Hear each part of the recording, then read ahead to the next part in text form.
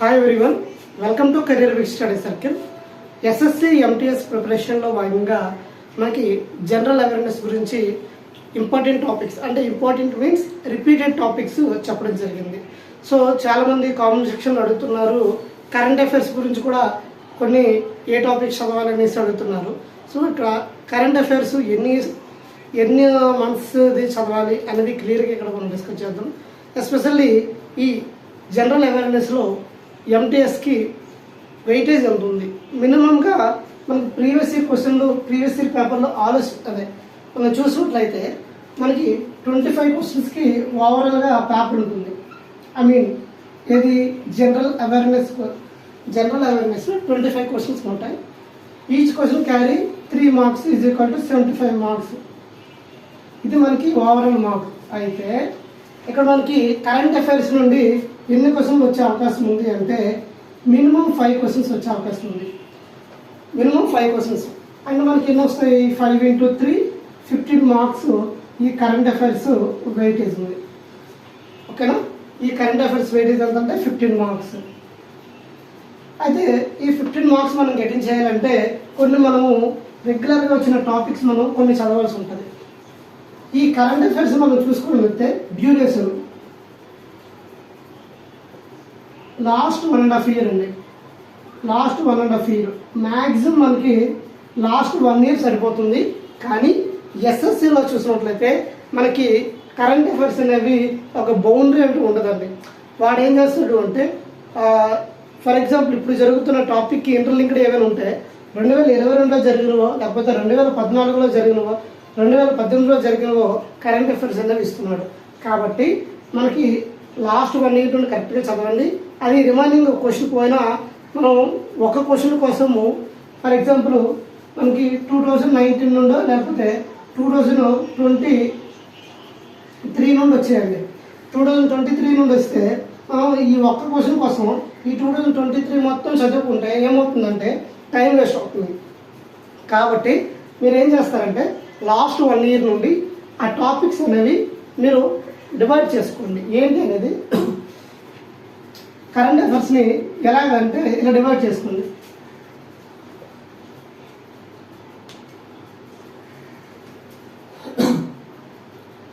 Current అఫైర్స్ని మీరు ఎలా డివైడ్ చేసుకుంటారంటే ఫస్ట్ వన్ నేషనల్ న్యూస్ అని, ఇంటర్నేషనల్ అంశాలని,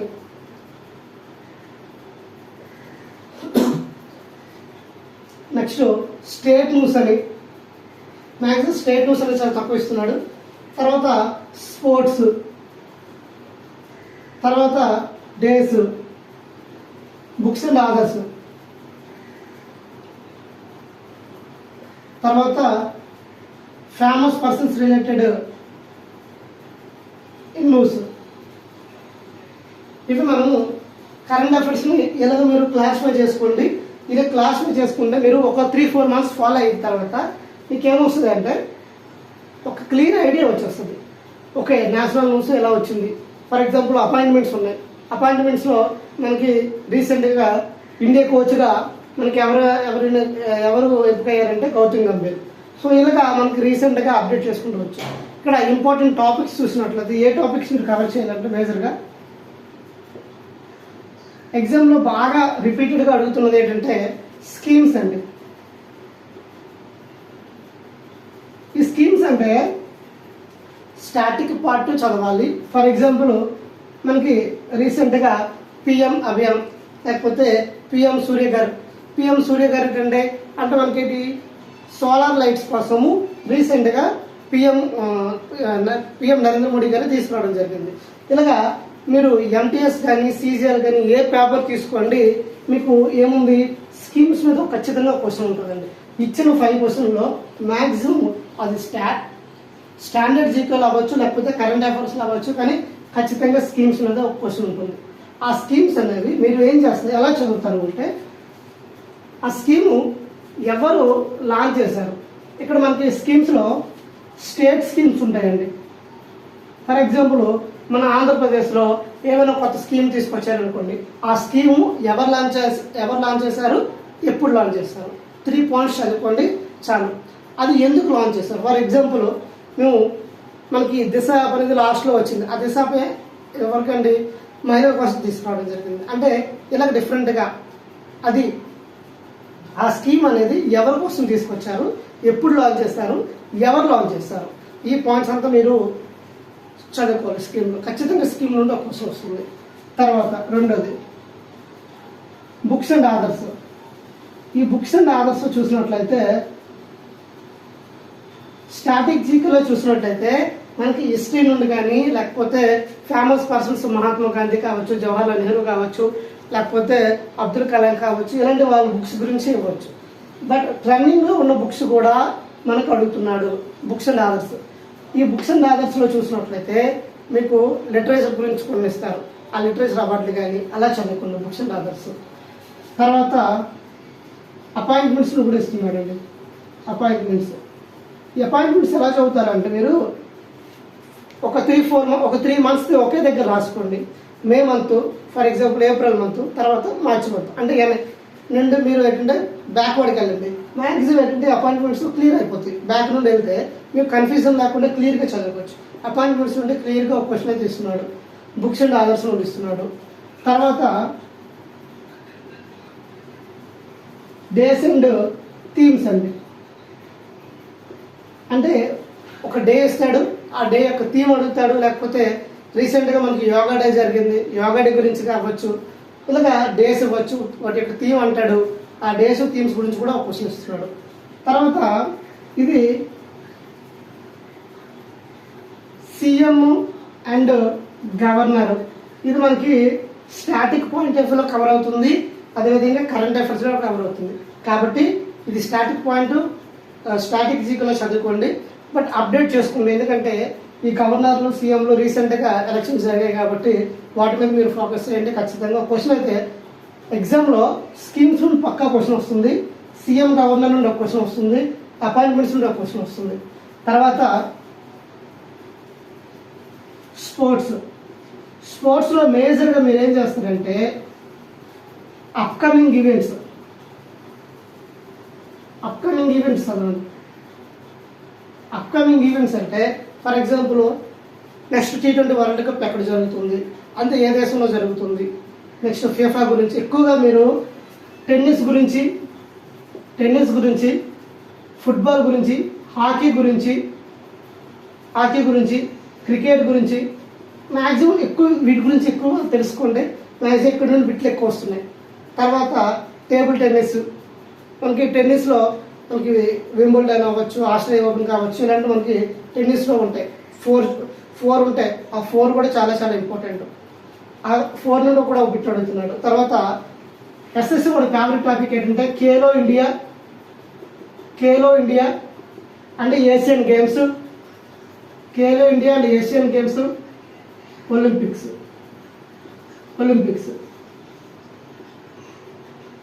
Khelo India, Asian games, Olympics.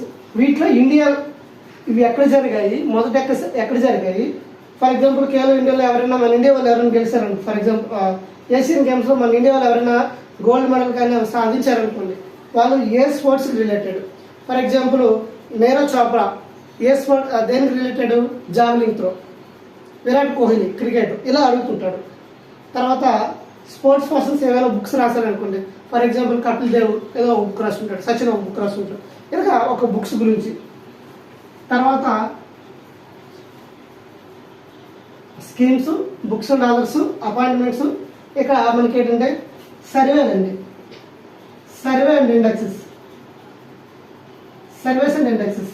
అంటే for example Swachh Survekshan survey, లేకపోతే ఇండెక్సెస్ అండి. ఇండెక్స్లు అంటే వరల్డ్ హ్యాపీనెస్ ఇండెక్స్ కావచ్చు, లేకపోతే హంగర్ ఇండెక్స్ కావచ్చు. ఇండెక్సెస్ మీద క్వశ్చన్ అడుగుతున్నాడు అండి. తర్వాత ఇండెక్సెస్ తర్వాత మిలిటరీ డిఫెన్స్ న్యూస్లో చూసినట్లయితే ఎక్సర్సైజ్లు అడుగుతున్నాడు అండి. ఎక్సర్సైజెస్ మనకి ఆర్మీలో జరుగుతాయి, నేవీలో జరుగుతాయి, కోస్ట్ గార్డ్లో జరుగుతాయి, ఎయిర్ ఫోర్స్లో జరుగుతాయి. వీటి యొక్క ఎక్సర్సైజ్లు అడుగుతున్నాడు అండి. తర్వాత నెక్స్ట్ మనకి ఇంకో ఏమడుగుతున్నాడంటే జిఐ ట్యాగ్స్. ఇవన్నీ GI tag, next national parks ఇవన్నీ స్టేట్ అదే మనకేమొస్తాయంటే దేనిలోకి వస్తాయి అంటే స్టాటిక్లోకి వచ్చేస్తాయి.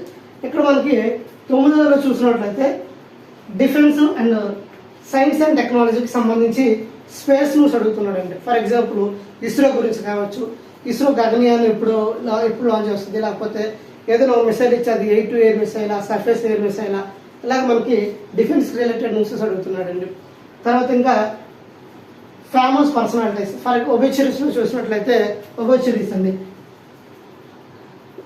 ఎవరైనా ఫర్ ఎగ్జాంపుల్ ఎవరైనా చనిపోతే ఫేమస్ పర్సన్ వాడి గురించి అడుగుతున్నాడండి. రీసెంట్గా మీరు చదవాల్సింది అవార్డ్స్ గురించి మిస్ అవ్వకుండా చదవండి. అవార్డ్స్ మనకి అవార్డ్స్లో చూసినట్లయితే పద్మశ్రీ ఉంటుంది, Padma awards, Bharat Ratna awards, Nobel awards, literature awards, ఇవన్నీ స్టాటిక్ జీకేలో కవర్ అవుతాయండి. కానీ స్టాటిక్ జీకేని కరెంట్ అఫైర్స్కి లింక్ చేసుకుని చదవాలి. ఫర్ ఎగ్జాంపుల్ పద్మ అవార్డ్స్ ఈ సంవత్సరం ఎంతమందికి ఇచ్చారు, ఎంతమంది ఫారినర్స్కి ఇచ్చారు, ఎంతమంది చనిపోయిన తర్వాత ఇచ్చారు, భారతరత్న ఎవరికి వచ్చింది, తర్వాత నోబెల్ అవార్డ్స్ ఎంతమందికి ఇచ్చారు, నోబెల్ అవార్డ్స్ ఈవెంట్స్ ఎక్కడ జరుగుతుంది, ఇవి కూడా మనం తెలుసుకోవాలండి. మ్యాక్సిమం ఈ టాపిక్స్ అన్ని 10 టాపిక్స్ ఉన్నాయండి. ఈ టాపిక్స్ అన్ని మీరు కవర్ చేసుకోండి. అదేవిధంగా స్టేట్ న్యూస్ అండి, స్టేట్ న్యూస్ కూడా ఏంటంటే మీరు ఏమైనా యాప్ లాంచింగ్ కానీ, ఫర్ ఎగ్జాంపుల్ ఐఐటీస్ ఏదైనా ఏదైనా డిఆర్డిఓ నాసా వీటి గురించి అడుగుతాడండి ఎక్కువ. మనకి ఐఐటీస్లో కొత్తగా ఫైండ్ అవుట్ చేస్తారు కదండి, ఆ స్కీమ్ కోసం కానీ డిఆర్డిఓ ఎక్కువ మనకి ఇంపార్టెంట్ అండి. డిఆర్డిఓ చైర్మన్ ఎవరు అంటాడు, లేకపోతే డిఆర్డిఓ రీసెంట్గా మనకి రుద్ర 2 అనేసి ఒక లాంచ్ చేస్తుంది, ఇలాగ మనకి అడుగుతున్నాడు. బ్యాంకింగ్ న్యూస్ అనేది చాలా తక్కువ అడుగుతున్నాడు అండి, బ్యాంకింగ్ న్యూస్ ఎక్కువ అడగట్లేదు. మ్యాక్సిమం ఎవరు చైర్మన్లు ఎవరు ఎండీలు ఉంటే అవి చేసిన పడుతుంది. ఇవి మనకి లాస్ట్ 1 year నుంచి చదువుకోండి. ఇన్ కేస్ మీకు టైం ఉంటే ప్రీవియస్ ఇయర్ క్వశ్చన్ ప్రాక్టీస్ చేయండి చాలు. ఇది ఓవరాల్గా కరెంట్ అఫైర్స్ అండి. జనరల్ అవేర్నెస్లో జనరల్ అవేర్నెస్ భాగంగా కరెంట్ అఫైర్స్. ఇంకేమైనా డౌట్స్ ఉంటే కామెంట్స్ సెక్షన్లో కామెంట్స్ చేయండి, ఖచ్చితంగా మీకు ఆన్సర్ చేస్తాం. మేము రెగ్యులర్గా మీకు ఎంటీఎస్కి సంబంధించి జనరల్ అవేర్నెస్లో రెగ్యులర్గా మీకు క్లాసెస్ అనేవి వస్తాయండి. మీకు పాలిటిక్స్ సంబంధించి మీకు 71 ఇంపార్టెంట్ టాపిక్స్ అని మీకు లాస్ట్ వీడియో చేయడం జరిగిందండి. 71 repeated topics are important topics. ఈ 71 టాపిక్స్ మ్యాక్సిమం కవర్ చేయడానికి వీలున్న టాపిక్స్ అన్ని కవర్ చేయడానికి ట్రై చేస్తున్నాను. మ్యాక్సిమం మీకు ఈ 71 టాపిక్స్ చాలా ఎక్కువ టాపిక్స్ అనేవి అందుబాటులో క్లాస్ రూపంలో వస్తాయండి. చాలామంది నోట్స్ కూడా అడుగుతున్నారు. నోట్స్ అనేది క్లాస్ చెప్తున్నప్పుడు రాసుకోండి. ఇంకేమైనా డౌట్స్ ఉంటే కామెంట్ చేయండి. Thank you all. జై హింద్.